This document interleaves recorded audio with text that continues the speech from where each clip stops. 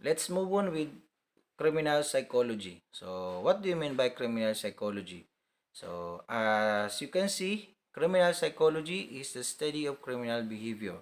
So, pag pinag-usapan natin ng criminal psychology, is pinag-aaralan nito yung bawat sulok na action o behavior ng isang kriminal. Where term behavior includes personality. Kapag sinabi natin behavior, itong sabi ko kanina, nasa saklaw, nito ang personality, attitude, personality, yung katauhan ng tao, attitude, yung pag-ugali niya, physiology, yung pangangatawan niya, paano siya umakto, paano siya gumalaw, learning, kung ano yung naabot niya, halimbawa, so motivation, and what are those factors na nagmo-motivate sa kanya para gumawa ng sa isang tao, it's either positive or negative, thinking and other cognitive factors which contribute to the act of crime or criminal intention. So, ito yung mga aspeto, ito yung mga factors na tinitingnan ng isang psychologist, for example, na masabi natin na ang tao is kriminal. It is important to understand the psychology of criminals as it enables us to describe, explain, predict, and control such behavior. So, kinakailangan natin maintindihan uh, kung ano yung psychology of criminals, yung lahat ng kanilang galaw para ma-describe natin, ma-explain natin kung bakit na yung ginawa, predict, halimbawa, ano pa yung pupwedeng magawa ng taong yan kapag ganyan parati yung kanyang ugali, halimbawa, at saka yung environment na kinalakihan niya and control such behavior. And sa control naman, yung mga intervention na sinabi ko kanina. So, we have criminal psychology has merged from the major branches of psychology.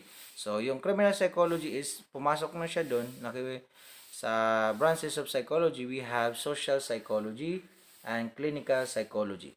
So, ito yung dalawa. Always remember the branches of psychology. We have social psychology and clinical psychology. So, it is expected na kapag pulis tayo, naintindihan natin yung kriminal. Maintindihan natin kung paano tayo sa kanila makikipaghalubilo, makikipag-usap. Dahil from the start na nag-aral tayo ng psychology. Okay. Social psychology, it is an important and specialized field of psychology which is helpful in understanding criminal behavior. And related aspect is social psychology. Kapag sinabi natin social, how a person communicate, kung paano siya nakipag-communicate sa kanyang mga kaibigan, sa lugar kung saan siya lumaki, sa kanyang pamilya. Social psychology is the study of behavior in groups. Okay, it enables us to understand how people behave in presence of others. So, minsan, may mga taong nagpaplastikan, halimbawa, mabait sa ibang tao, pero sa pamilya, hindi. How views, actions of other individuals mold the perception and cognition of others present.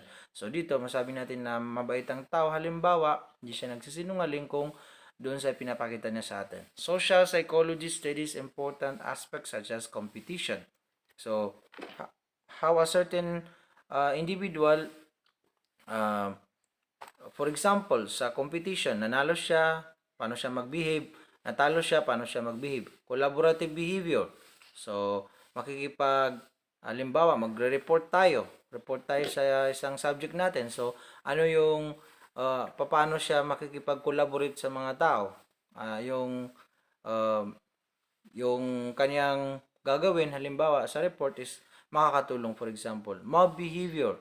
So, sa mob behavior, when you say mob behavior is yung the mobility, for example.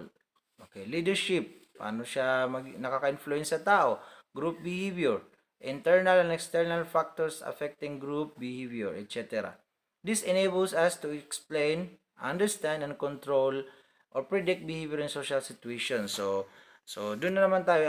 Dito sa social psychology is yung sabi ko kanina, para simple is yung the way na nakikipag-usap ang tao, nakikipag-communicate sa kanyang kaibigan, pamilya, sa kanyang katrabaho, sa mga taong kanyang nakakasalubilo. Most of the crime is not always due to clinical disorders. So hindi parate hindi dahilan ng mga krimen na nangyari is due to clinical disorders. Majority of crime is a result of deep planning, which is a result of social issues, pressure, and other environmental factors. For example, robberies. So, pag may robbery, there must be a plan. Okay, kidnapping. Kidnap for ransom, for example. So, yan, may mga plano na yan. Humans are considered to be social animals. So, we are considered as animals, social nga lang tayo, sabi nila, while most of our behaviors are guided by social norms. So, kaya sinabi natin na meron tayong mga theories by Darwin's na sinasabi na tayo ay nagmula sa apes, nagmula sa mga unggoy.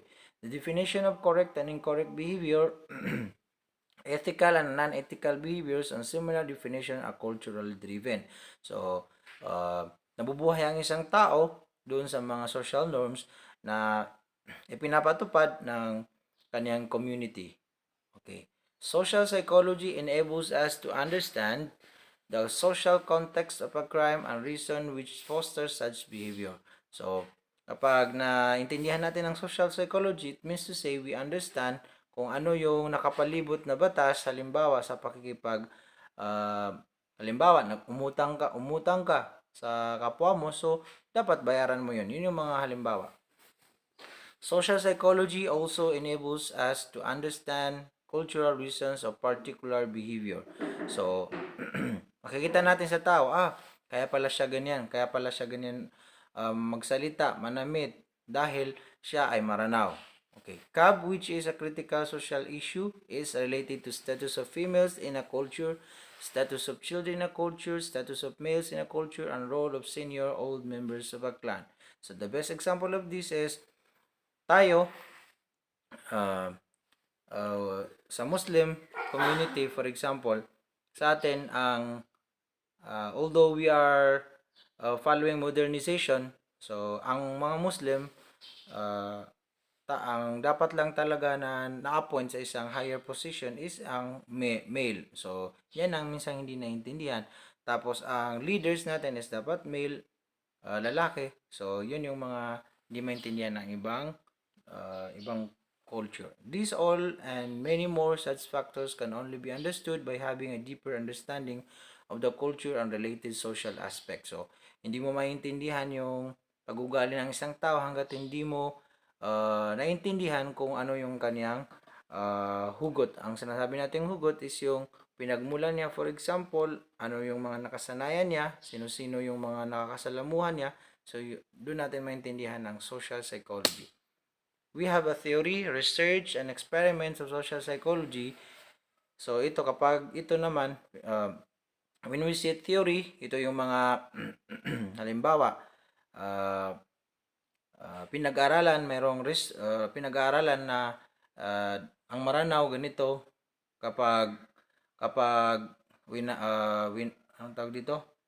Winarak mo halimbawa the term ang kaniyang pagkatao halimbawa is lalabas ang kaniyang maratabat.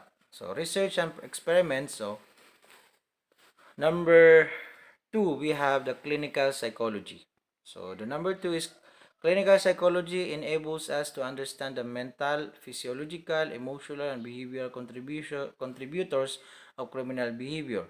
So, when we say mental, ang pag-isip ng tao, physiological, pangangatawan niya, emotional, kung paano yung damdamin niya, and behavioral contributors, yung pag-ugali of criminal behavior. Mental health is a significant predictor of criminal behavior. So, ang sabi nga natin, ang nagkokontrol sa tao is yung utak niya. So, ang utak talaga ang primary predictor of criminal behavior. While we define mental health in a layman term as an individual who looks healthy. So, pagkakaintindihan kapag maganda yung mental capacity mo, so, ibig sabihin, healthy yung utak mo. So, but mental health is described in a much holistic manner. It includes physical, social, and psychological health of an individual. What do you mean by this one? Ang pagkakaintindi natin is kapag sinabi natin mental health, Nandyan yung physical, maganda yung pangangatawan natin. Social, maganda. Ang mental health is siya yung nag-uudyok sa tao na tawag dito. Siya yung nagpapaayos sa pangangatawan ng tao. Dahil kapag maganda yung mental health mo, so uh, your physical aura will follow. Social, maganda yung ka makikipag halubilo sa tao dahil maganda ka mag-isip. And psychological health of an individual. That is, an individual is considered to be healthy when he is physically fit. So, yun yung gusto niyang ipahiwatig. Is able to interact with people, is able to maintain healthy social and family relations, and is psychologically also fit. So, hindi natin makonsider na ang tao is physically fit kapag yung utak niya, halimbawa, may sakit siya may sayad siya, halimbawa. These two are major specialized fields of psychology which are major contributors to criminal psychology. So, yung dalawang yon is sila yung major specialized fields para maintindihan natin ng psychology. Apart from this, there are many aspects which can be explained under psychology as an umbrella term, which is also the reason why criminal psychology in itself is considered as a specialization with psychology. So there are some aspect na nag-explain din ng psychology, but the two are the major specialized fields. So for this session, that could be all. Maraming salamat. Don't forget to make your summary and response. Tapos mag-attendance kayo. So thank you very much.